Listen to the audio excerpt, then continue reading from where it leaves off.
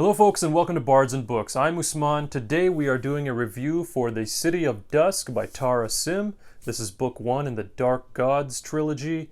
It just came out last year, so it's relatively new, and I gotta say this was a pleasant surprise. So I ended up giving this book a solid 5 stars. It was much better than I anticipated. Really surprised me, and I'll get into some of the aspects that made it a 5-star read for me. But this was definitely unique in that it was an experience where my objective brain was able to take control and kind of realize or recognize this for the awesome work that it was, despite some of the aspects or some of the elements not really catering to my specific taste. But I do honestly believe that this is a great work here, and Tara Sim is onto something amazing. I'm really looking forward to the other books. And I think it deserves a lot more attention. So the City of Dusk follows 4 main characters. They are the heirs to their respective houses, and basically these houses are descended from the gods. So there are 4 houses, and each has its own set of magic.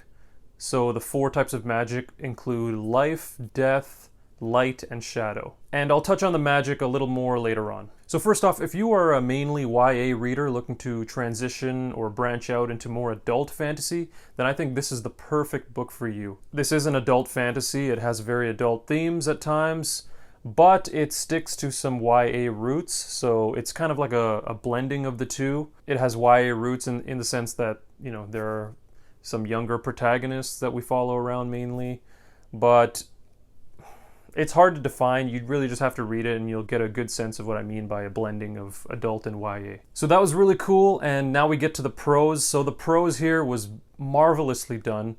It was the perfect blend of accessible yet eloquent. Accessible in the sense that it was very easy to read, very easy to get through, and eloquent in the sense that it was very heavy with the metaphors, lots of metaphors delivered very swiftly at times. There were a lot of uniquely phrased descriptions as well. I think Tara Sim's writing is just spectacular in this one. To me, it gave the sense of very academic writing. You know, this is a professional, obviously, and she's put a lot of time and effort into this, which becomes very obvious as you read the book. Now, the world building here is immense. We get a beautiful map at the beginning of the book, several continents, you know, different areas. It's funny because in this book we don't really dive into a lot of the world at large. We just stay mainly in one place, and we hear about a lot of the others. I'm assuming we're gonna visit or hear more about, you know, the whole world come the other 2 books, but yeah, it was really cool, and I'm really excited to explore this whole world. I think the magic in this world is definitely a huge strength for the series overall. The magic is numerous and very well crafted. It's one of the 3 things that made this book a 5-star read for me. So I'll dive into those 3 things now. The first thing is the names. The names of the places, the people, the things, you know, the nouns. But names are a big one for me. If I don't like the names, or if I feel the names are a little too try-hard or what have you, it's going to take me out of the story. I'm not going to enjoy it. So props to Tara Sim for making, you know, very likable names, I guess, of places. I'll give you some examples here. So the names of the 4 gods are Dea, Thana, Nyx, and Phos. Now, look, these might seem amateur to you. I don't know. They were cool for me, okay?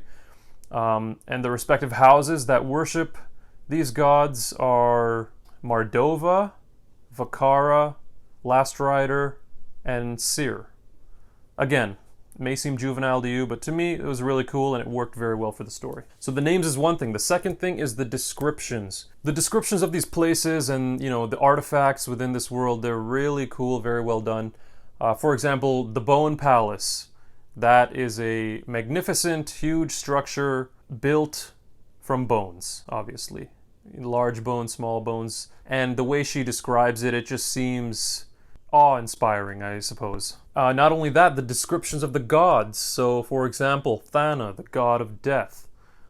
She is described as immensely tall and sinewy, and her head there's a veil covering most of her head, and she has a big blue eye in the middle of her chest, just a single eye. So these gods are very eldritch sounding, like where their descriptions.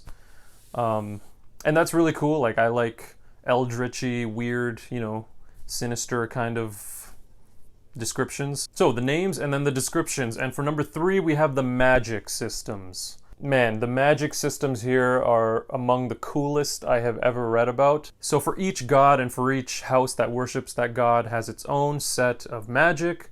So for life, we have elemental magic, and that house deals with, controlling the air and fire and water and can control all the elements.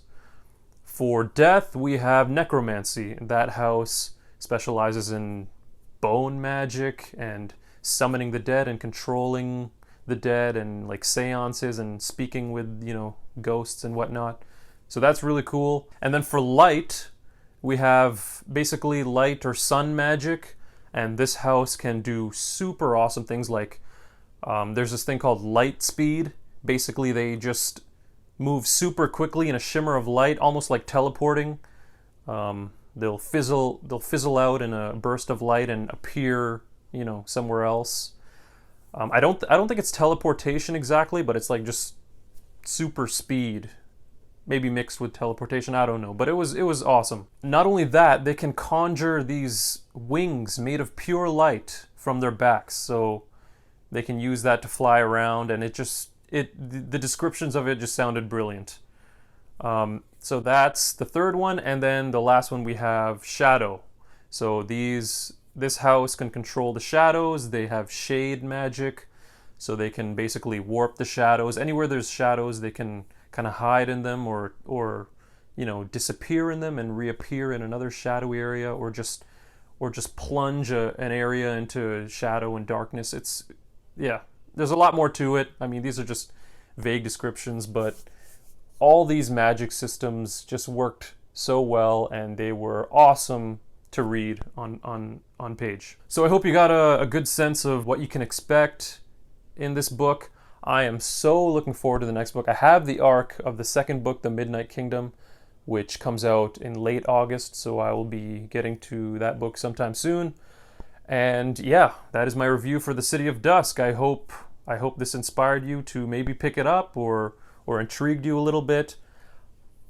Again, such a surprise. I still can't believe I gave it 5 stars. That was it's definitely the biggest surprise of the year so far. So yeah, I really enjoyed The City of Dusk. Props to Tara Sim for creating this magnificent world.